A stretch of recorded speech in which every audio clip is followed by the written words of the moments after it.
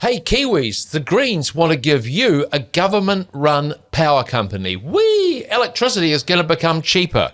Also, is the coalition killing iwi council agreements? Finally, the Cook Strait Ferry and, quote, snivelling wokesters. That's right, you're with Maxim Institute's Select Committee, the only politics podcast that you really, really need to follow. I'm joined by our experts, research manager Marianne Spurdle, researcher Thomas Scrimger. Hey guys, don't answer. I need to get your hot takes first. Let's get straight into it. Thomas, the Greens and Kiwi Power, a government-run power company. My question, will I get cheaper electricity out of this? Please say yes. Well, it remains to be seen. The Greens are waiting in. The pause said everything. Well, I mean, I'm going to hem and I'm going to haw. Energy markets are complicated. There's a lot of details, yada, yada. But it really is shaping up to be the energy election. We've talked about it for a while now. National and Labour have already come out with various energy policies. So have New Zealand First. People are talking about it. And the Greens have come out with a fairly significant range of policies. So the biggest one you've named, they're wanting a state-run energy entity. It's worth noting the government already owns over half of 3 separate energy companies. But what the Greens are pushing for here is a separate government-owned entity to solve the dry winter problem, firm power. So our challenge with New Zealand energy market at the moment is that we have these hydro dams, which are great most of the time, until we have a winter where it doesn't rain. And so they're saying the market can't solve this problem. They are saying it won't happen unless we have a government-funded entity that takes on that responsibility. So that's where they're going. They're also wanting to fund solar on roofs, both interest-free loans to homeowners. They want to put them on public houses and also give renters the right to plug in solar on their rental properties as well. So it's quite a significant range of reforms. Also, Marianne, and I know you've got solar, so we'll get to that, but interesting sort of wider resilience framing here, geopolitical framing by a Greens co-leader, Chloe Swarbrick, when announcing it. Yeah, it's interesting that their positioning isn't really the environmental angle. That's been diluted. Other parties have their own. In fact, the one about the solar on rentals, National came out with, I think, the identical idea a couple of weeks ago. So this is not something controversial. And so for the Greens, they're actually rolling out proposals that would get them happily into coalition with National. There's really not much to disagree with here because it does encourage that kind of energy resilience. Wait, shut the front door. No. The Greens and National in coalition, oh my goodness, that would be an absolute game changer. Chances of that was the only issue this election, but yeah, it's not. I think the state-run power entity is a relatively different proposal, yes. Right? The kind of reforms for solar on roofs, National's doing something similar, but I think that is the real structural shift they're wanting to push in the market. So that is a bigger shift. Yeah. But Chloe Swarbrick mentioned this is about essentially not being held to ransom by the Straits of Hormuz. Yeah, which is not where we get our electricity from anyway, but it's a nice sign because we're all very aware of our lack of resilience in New Zealand. And I mean, the reason that we have solar is because I love the idea of being able to live off-grid, even though I live in Auckland. But, having your own rainwater and being able to continue everything, even if you get a power outage and not having to pay, those regular fees, but generating it yourself. But it's actually, the reality of it is it's more of an emotional connection than an economically sensible one because the upfront costs are steep. It's not the cheapest way to generate electricity. And so you might end up with cheaper options if you choose one thing or another. But the government's subsidizing it. So is it going to be cheaper or not? Well, for us, our monthly bill is cheaper, but we've got the upfront costs. The buyback rate's really low. And unless you pony up for a battery, you're not actually going to be able to have electricity when there's a power outage because we're still connected to the grid, and when it goes down, we do too. So it's not the panacea that it's sometimes pitched as, but yes, it builds resilience. It would be great if more of us were generating our own power. And what, again, that underlining of a national election being fought with a very strong awareness of geopolitics is really, I think that's unusual for New Zealand. Typically, our elections are about, it's a cost of living crisis, etc., etc. This is actually, the energy issue is really multivalent in the sense that it reaches out as well as, you get your power bill every month, and you're certainly aware of just what that means to you in the House. And I'm fascinated, by the way, Greens are national. I think the Blue Greens, I'm just saying, guys, to both of the leaders of both parties, you've got to get in a room with a bottle of scotch and figure this out, because that would just shatter the paradigm. Let's keep moving. Iwi Council agreements. Thomas, or at least is the coalition killing those agreements? Why are people talking about this? So this takes place within the largest suite of reforms that the government is doing with the Resource Management Act. So that's the law that governs most of how both the built and natural environment is looked after in New Zealand. That's been around since the early 90s. It's not really fit for purpose. So the previous government started work on reforming them, and then the current government is going to replace it with two separate laws. So within the context of how we manage all of the built and natural environment, one of the issues that's come to the fore is how councils relate with iwi, because obviously iwi and Treaty of Waitangi settlements have a significant interest in the built and natural environment. So in this context, the government has said that they're going to change how councils and iwi relate to one another. Okay, and is this a sea change? What's your view on that? It does seem to be a relatively significant step. So the early indications of the law were that some councils had these agreements that formed with iwi, and the government had initially said these will stay as they are, but no new ones can be formed this way. We're going to set up a different set of rules. But now they've come back, and why it's hitting the headlines is they said, no, we're scrapping all the previous ones, and we're going to create new guidelines that constrain, here's how you can create these agreements. And obviously, Marianne, there's a squabble over this. My question, is this a fight we need? Why are we doing this? Yeah, and the argument before was a little easier to make, because RMA reforms are happening. The reasons are good. You don't want duplication. You don't want scope creep, which they've identified. It's very easy for kind of vague directives to get out of hand. So we've got a bloated system. We've got things that take too long and are too expensive. So it's a great idea to look at where that can be changed, ring those things in. And if you set people's expectations and say, going forward, these are going to be the constraints, doesn't change the treaty settlements, doesn't change previous conditions. I think the controversy is over taking things that are already progressing, and they have attempted this in other areas as well, and then reversed tax. So if they go ahead with this, yeah, it will be controversial. I don't know enough about what's going on in those consultations to know whether that actually means the outcome will be less satisfactory or it'll just be more efficient. It is possible to not have, more and more consultation doesn't mean everybody's going to be that much more happy at the end. In fact, sometimes it can create more unhappiness because you give people the expectations that they might get what they want, but actually there are other interests. Because these consultations aren't just with a single iwi. Some councillors are consulting with multiple iwi. And this may or may not be relevant, but as a parent who often consults with multiple children, the expansion of consultation doesn't always produce joy and agreement. Exactly. In fact, it produces confusion and annoyance, and not just on my part.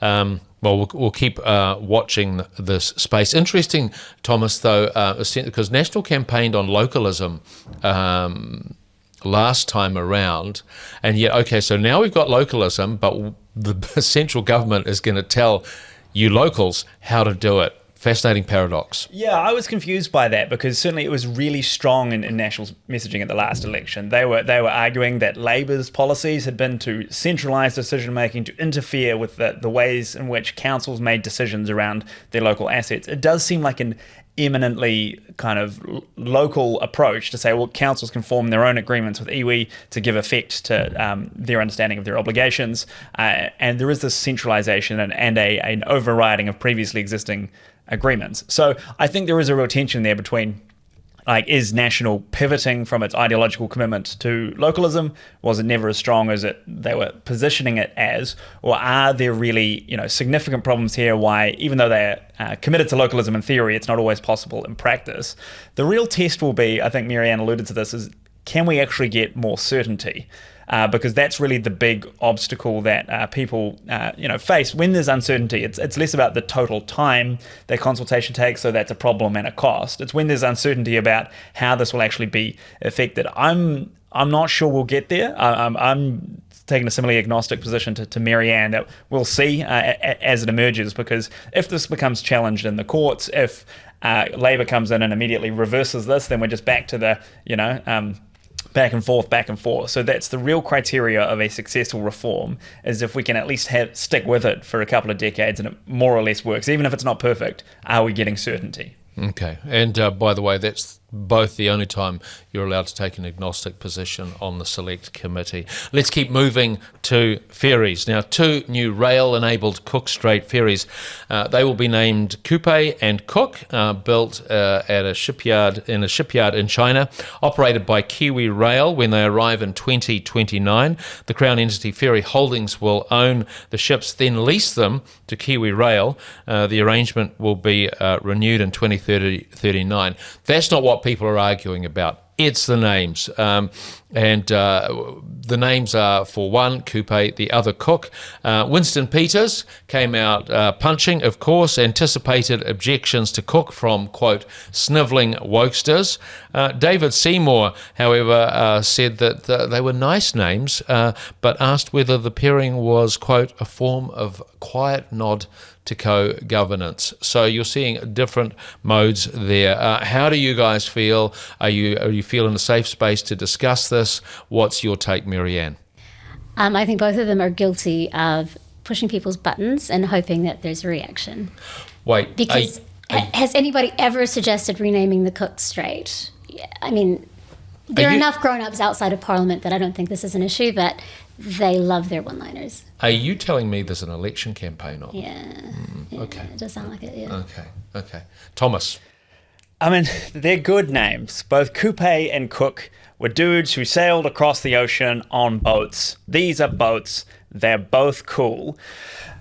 Winston Peters is trying to attack snivelling wokesters as if, these people are getting their feelings hurt by things that don't matter. The way to handle that is to just ignore it. To make this, he's picked perfectly fine names for the boats. If people get upset, you can just not care about them being upset. But he seems like he's kind of mad about it. He's wanting pushback. We don't need to fight over naming the boats after dudes who sailed on boats. It's a good naming. Why does this have to be a culture war fight? It can just not be. Winston Peters is part of the problem when he makes it a culture war. So what I'm hearing from you is keep the culture wars on the land. Don't let them go on the water, because the boats will... I just want to enjoy cool boats and people sailing across the ocean. It's fun. We don't need to be mad about it. And the culture wars, they're not fun on land either. No, it brings down the vibes, right? Cool boats, just enjoy them. What I thought was interesting was the use of the term wokesters without explanation. So when someone like Winston Peters deploys that, it's actually entered common parlance in a sense. Remember, say maybe, I don't know, it could have been 5 years ago, the term woke had to be explained, but now as a pushback to, say, a sort of progressive style establishment political mode, it's now commonly deployed, which I think is sort of like an interesting barometer on just how that, I guess, the reaction to that perhaps progressive orthodoxy is now prevalent. Let's put it that way. Gone so far that I think it's entered some conversations and left them already. Yeah. But he's still using it. You're saying it's passé. In some circles, I think it's like, yeah. We also It's become such a shorthand that it's almost meaningless now. I had conversations with people and they're wondering, why would people who are woke be concerned about the names? Because obviously there are people who are concerned about the name Cook. Some people have defaced statues of Cook, but it's not like a common objection. And so Winston Peters has sort of so strongly wanting to pick a fight with people who are woke. Sometimes you have to be like, who are the people? Like, how many people do you know are genuinely like deeply offended at Cook's name being on things? I just don't think it's a big set of people. Yeah. Are they wokesters too? Are they actually snivelling, or are they just clearing their throats? Who knows? You could ask Winston, are they in the room with you right now? All right. Let's move to the final segment, Fantasy Beehive. That's right. This is the time when we pick politicians. A week ago, because of essentially how they'll perform in media, how they'll perform in the House. Thomas can unpack this a bit more. We pick our fantasy political teams. Thomas, can you explain how we sort this out? Yeah, so we've got our patented algorithm developed by comms guy Josiah. We are scraping the Parliament website for all activity in the House, for bills passed through stages of reading, for questions asked in the House and for written questions. And then also, what kind of imprint do politicians make on the media? Where are they in headlines and how are they getting mentioned in articles? We're trying to gather all the activities that politicians engage in and provide them a score each week to see who's doing well. And then, of course, not all media is good media. So we have our voter impression and broad evaluation score, vibes. So kind of if it's bad media, well, maybe they lose a few points along the way. I think it's very necessary, too, to be reminded that function and performance in the House is a crucial measure of being a successful politician. Often that's divorced from all of that media, the vibes, if you like. But you won't get that here at Maxim Institute. So, Marianne, who did you pick? My scorers were Winston Peters and Marama Davidson. Davidson was doing all the things. All of Winston Peters' points were from media. Okay. Which I was kind of counting on for my scores. I think we were alluding to that in the Ferries conversation. Thomas, who did you pick? Well, I'd been sick of losing for a few weeks, and I feel like my problem is I normally pick deep cut politicians. You're like, ooh, they might do something cool this week. They've been quiet for some time, and then I was like, you know what, this perhaps picking the ones who've been quiet for a while is not the best strategy. So I went with heavy hitters. So I was like, from the government, I picked Chris Bishop, and it was already in the works that this resource management reform was coming. Then I had Chloe Swarbrick from the opposition. So I was feeling like I picked big names, heavy hitters to perform. That's good. And look, I did a similar thing. It's like, okay, so who's gonna make a noise? I picked Nicola Willis, Finance Minister. Opposition, Ginny Anderson, Labour Party. She's often in the media. She's very confident. So I thought let's go for that. It's time. You can tell. I already know how I did, and I did stink. So you know what? I'm going to start off with stink, and let you know I got 5 points into. Yeah, okay. All right, long faces. Last week, that was a good score. I mean, there is a lot of variation week to week. Yeah. Some things happen, some weeks there's a lot happening, some are quieter. So maybe it was just a quiet week, Tim. Well, my biggest scorer was Nicola Willis, and actually it was all about articles in the media. She was referring to a Trump spike in tariffs. So I think whenever a member of the coalition mentions Donald Trump, it's a bad outcome. It's a bad vibe. The other one, she was talking about explaining why the government's buying a cement company, which I think is worth another podcast on its own. But yeah, 5, that's stink. I lose. I know I lose. Marianne, 11? What did you get? Did I win with 11 or? 11's pretty good. Do you know why you got 11? Yeah, because Winston got 6 and Marama got 5. Okay, that's pretty strong. And that was half media, yeah. Yeah, well, I only got 7, but I want to take a fight to the algorithm because I'm not sure it's quite correct. Because like I said, I had Chloe Swarbrick. She had an op-ed in the Post today defending a pretty big policy announcement that feels like it should have warranted more points than it seemed to collect by our algorithm. And Chris Bishop, with his RMA reforms. I mean, maybe, we could knock down some points for vibes. It's been a bit tense. But I feel like I had good picks, and I reckon it's the algorithm that's wrong. Talk to Josiah, Here's the deal. The algorithm doesn't care about your feelings, Thomas. The algorithm just does its work. It's a scientific process. It's independent of human judgment. It's precise. It's rational. Who am I to question it? Well, science means you always question, so. Ooh. But in the meantime, suck it up, buttercup. And that's the advice that we will part on. Thank you so much for watching Maxim Select Committee podcast. And look, subscribe below. You want more of this? Of course you do. Subscribe below. You want to come back next week? Absolutely. Make it easy. Subscribe below. See you next time. Where is my congratulations? Oh, yeah. That's true, actually. Thomas made it all about him. That's so true. So I'd like to formally apologise because Marianne has just pointed out that I was sulking about my loss in this fantasy Beehive. She did win. It was a well-deserved win. She picked her performance astutely. And congratulations, Marianne. Well done. You are the winner this week. Thank you. As I pointed out, I did spend 45 seconds this time. So I'm not sure the congratulations are that warranted.